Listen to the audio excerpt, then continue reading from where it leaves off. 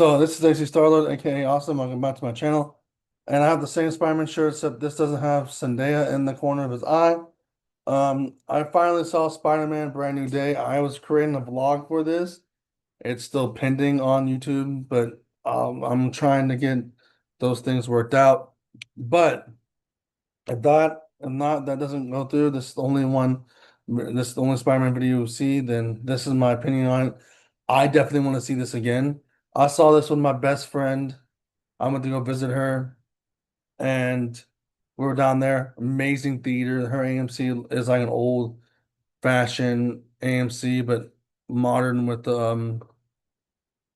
laid back chairs. But anyways, Spider-Man No Way Home was fantastic. It's something fresh, brand new, something that we haven't seen before, and we need to see a lot more of this. You can tell Tom Holland had a lot of effect into this, like you said. He put a lot of work into this with the director and everything like that.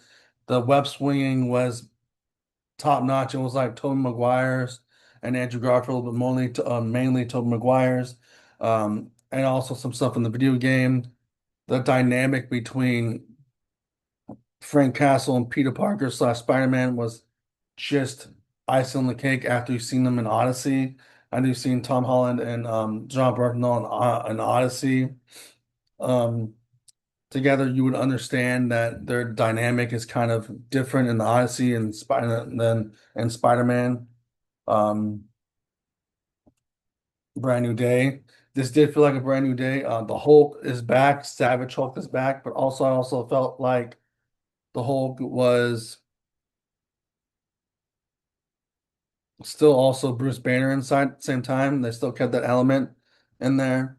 The fact that he has a friend, he doesn't have his friend Ned or MJ by his side also was part of the story, and it also affected the story, but it was also a little bit like there has to be some awareness that's in there.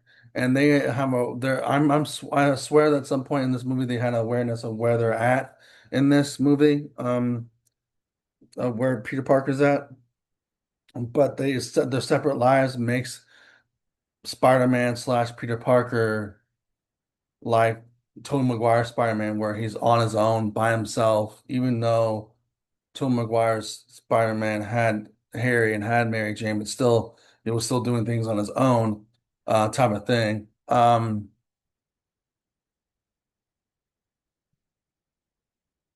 What they did with Jean Grey was fantastic. I did not know that Jean actually had a sister. I don't know if that's I mean Jean has a lot. I mean Jean's origin story is different from different people that write Jean Grey. So I mean I didn't know she had a sister, but the affecting of this had a sister. I know. Oh, I'm giving out spoilers, but like this movie's been out for a while. I'm not gonna hold back. So the sister storyline in this affected Jean Grey, and um see the motivation she was doing to get what she wanted and get who she wanted to be on revenge, and Spider-Man trying to stopping her from doing that. And it's just fun seeing that. And but also I know where they're gonna do with X-Men now with just seeing Jean Grey and how they affected the how affected of Jean Grey that they put in to this. Um Still need to see what she is doing in Spider-Man, I mean X-Men, X-Men 97, but besides the point, having this all wound into a Spider-Man story was pretty cool, but also seeing Spider-Man doing things on his own and having a relationship with the police commissioner, him volunteering with the police is also good, and seeing that kind of that relationship. And then his mutation is unique and different. Like he's sort of like he calls Peter Parker, I mean he calls not Peter Parker, he calls Tobey Maguire Spider-Man Spider 2. Um, and he has the same organic webbing as him, and he's running tests with a thing called Eevee, I think. And then like he now can do organic webbing. He doesn't need web shooters like he did, but the web shooters that were on his suit now that he created web bombs and stuff like that. Web grenades, not web bombs, web grenades, and things like that. And just learning how his mutation works from also from Bruce Banner, and then how to put how to you know level that out. And then when Mary Jane finds out about the note, the note, right? It's kind of an emotional toll there. Now, it is emotional at times. There's a little emotional toll there where, this Mary Jane that you know, oh, you share this experience with this Mary Jane, and I'm not that Mary Jane, but I'm a different Mary Jane. But I'm glad that you experienced that. And it still felt, Spider-Man still felt alone, but also him embracing her as Spider-Man once again back in the life of her being Spider-Man without being possessed by or mind controlled, not been possessed, mind controlled by Jean Grey.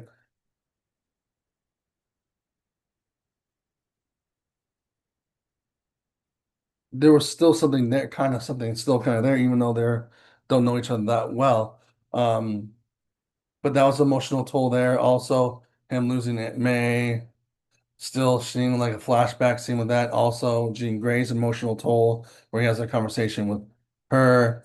And also, again, I have to say the city also played a big role in this too. I mean, it played a big role in here. I wouldn't say it played a character like my other friend that didn't review this. I wouldn't say it played a big character in it. The city was more, yes, you see more of the city and it's more involved. And the people in the city eventually love Spider-Man after something that happens and all that stuff like that. But to me, the city's always been, when we're talking about the city's always been a character. And the in Spider-Man's comics, cartoons, um, Spider-Man Noir now, that's a live action TV show, the Spider-Verse movies, the city's always been a character in there. You can't have the city without Spider-Man. So to me, that's the reason why I don't really like saying, oh, like my other friends say, oh, the city played a character, and it's like the city is a character. No, the city's always been a character, and it's always been there. At this time it's more hyper focused because they did a lot more in the city, and also he was a lot more Spider-Man in this movie. You see him a lot more as Spider-Man than Peter Parker. You don't see like the Homecoming, like the Home series. You see him more more Peter Parker than Spider-Man. And this one, you see him more as Spider-Man, and that's why my other friend who reviewed this said, "Oh, the city plays a like a character in this because you see because the city plays a character because you see Spider-Man more as a we see Spider-Man more as Spider-Man than, you normally see him as Peter Parker. So that's the reason why the city played more of a character because you can't have the city without Spider-Man being in the city, swinging around. Swinging did remind me of when he's swinging through the city, also remind me of the video game and also, like, again, um, Tobey Maguire Spider-Man. So more Tobey than Andrew. But the elements of the suit, uh, like the sometimes you up close it's black. Up close the webbing's black, but like from afar it's like silver. And he grabbed towards that from Spider-Man 2, which is Tobey Maguire. Um the spider, like the spider right here in his chest and the spider in the back was also taken from Andrew. So he took some elements from there. Um I like also how they have the Punisher in here as radar and PG-13 at the same time. Like, of course, he was going to say mother effer, and he didn't say it because he was shooting with the webs. But some of the language in here, yes, didn't need to be in here. But knowing Punisher, that's how his character works, and his radar content from The Last Kill and his TV show and other stuff. He's the most radar character in the MCU right now, but they managed to make him radar and PG like they did with Once Upon a Time of Deadpool, where Once Upon a Time of Deadpool, they were making fun of the fact that Deadpool can be PG-13, but also rated R at the same time. This one actually works where it's Punisher and Punisher talks rated R, but he has to be in a PG-13 realm. And that's kind of cool how they did that. Savage Hulk was also great. Like I said, I mentioned earlier, Savage Hulk was fantastic. But what I loved about this movie was just the fact that we have Spider-Man back as a normal, not normal. We have Spider-Man back as, well, yeah. Nah, when I say not normal, but I mean, we have Spider-Man back as a normal human element in here where we can relate to him as him struggling to, I mean, this time he's working with the cops. So he's not working with Daily Bugle, but if he was working with the Daily Bugle, a job, school, saving the city. But mainly for us, it's mainly job, schoolwork. If you have schoolwork after your job, doing other things outside of like working out, doing chores, doing different things like that, we can relate to other things that we do outside of our jobs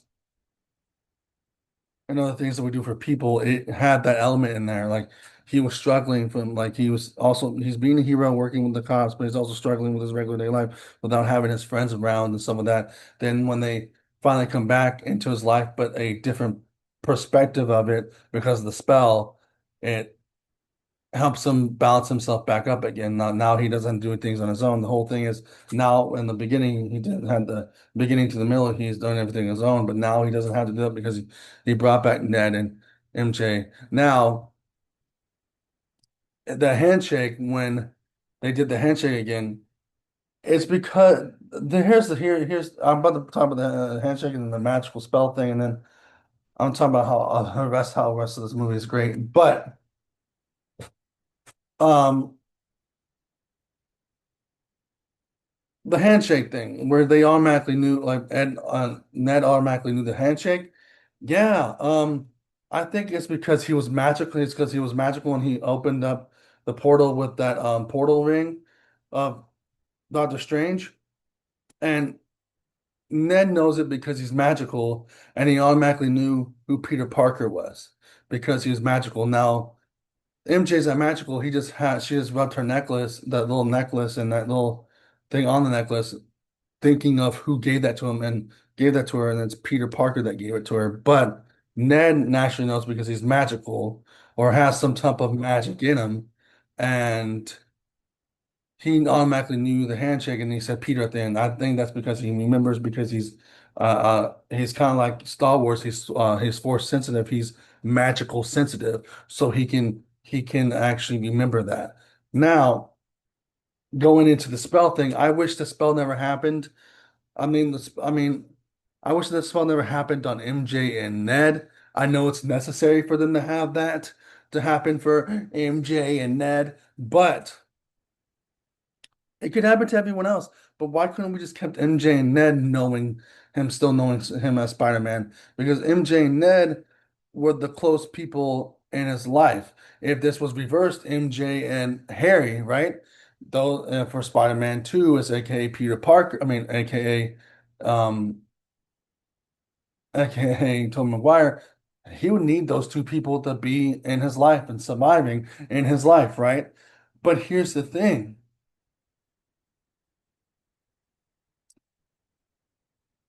MJ and Ned in this one are his best friends and also his girlfriend and also his wife. And I mean, Zendaya is also his wife in real life. Why couldn't they just keep that element there? Everyone else doesn't need to know who Spider-Man is. The closest people around you need to know who you are. That's the only thing I just didn't like about the spell because the spell, yes, the spell is kind of like what my friend says, kind of like coding. If you mess up the spell over and over again, you have to start all over and do the code all over again. But again, forget all that. Ned and MJ need to know who he is. I mean, I know this was how it works for this story, and it worked for the story that they didn't know who he was, and then we got the old school Spider-Man back that we all love and all need, and him being neighborhood Spider-Man and him struggling and all stuff like that. But I also like the fact that even the Tom Maguire ones, yeah, MJ and Harry still knew who Spider-Man was. I mean, they always knew who Spider-Man was, but he was still struggling and still being the same old Spider-Man and trying to figure out his job here and trying to figure out how to save the world there and figuring out relationships with MJ and Harry and all the other people that he comes across with. That's what was missing from this old element of Spider-Man where MJ and Ned wasn't part of that, where he's struggling and also and maybe MJ can help him and help him out and with some things in their relationship, and Ned can also help him out. But it was just that was a little bit upsetting because yes, we got old school Superman, we got old school Spider-Man back, but we didn't get that. Oh, MJ and Ned weren't there to help him out with the struggles in lives where we have friends in real life that can help you, or best friends and other friends help you out in real life with life struggles, and that you get their opinion and you see what their opinion is, and then you develop your own opinion off of their opinions, and then okay, I think I might go with that opinion, but a little bit mixed with yours. I wish I could have saw that for MJ and Ned, and that's the only thing that ticks me off about that spell. But it works in this movie, and I'm not saying nothing is wrong with that. It doesn't work, but it works in this movie. But I wish they did. Oh my goodness, can we still have them? Yeah. And then going back to how great this movie is, it's great. This movie is great. It's amazing, and the fact that how Jean Grey's you can see how powerful Jean Grey is in this. Like the other X-Men movies for the 20th Century Fox, they say how powerful her powers are, and we don't see how powerful her power is until the third movie, and maybe some elements in the second and the first. But like the third movie when she's the Phoenix, and then when they did X-Men First Class Phoenix, you can see how powerful she is. But this explains how powerful she is from the beginning when she's a young teenage adult. Well, the actress is 20, around 19 or 20, but she's playing a teenager. You can see how powerful she is when she's a teenager and how fast she can take over, how fast she can take over, um, how fast over she can take over people's minds and get inside people's minds and also try to get inside Spider-Man's mind. And he won't let her because, he has, well, this force of will not to, but how easy she can take over some other people's minds and then easy to take over like Punisher's mind and Scorpion's mind and how powerful she can take over that and just simply use their minds with her being in another room and not even being there. That's how powerful that is. And I'm glad what they're doing for the X-Men. Like again, I'm glad what they're doing for the X-Men too, but also in Spider-Man, I'm glad what they're doing in Spider-Man because now we see him as still a street level. And this is still a street level Spider-Man, and it was fantastic. I enjoyed it. I'm definitely going to see this movie again at the see Oak Street. Hopefully, my vlog can get posted. If it doesn't, this is the only video you see. But yeah, I love Spider-Man. Brand new day. Hopefully, I can do another video on. I might do another video review on this when I see it again. No spoilers, just talk about how great this movie is again. So, like I did with Supergirl, this and Supergirl are fantastic. So, um, see you guys in the next video. And if you like this video, put a like, comment, subscribe, and notification bell, and deuces. The next one might be Talk to the Avenger, or might be later on in the day talk about the My Adventures with Superman, and I'll talk about that because I rewatched the whole thing and then rewatched it to the ninth episode, to the 10th episode, and talk about some of that. So here we go. Deuces.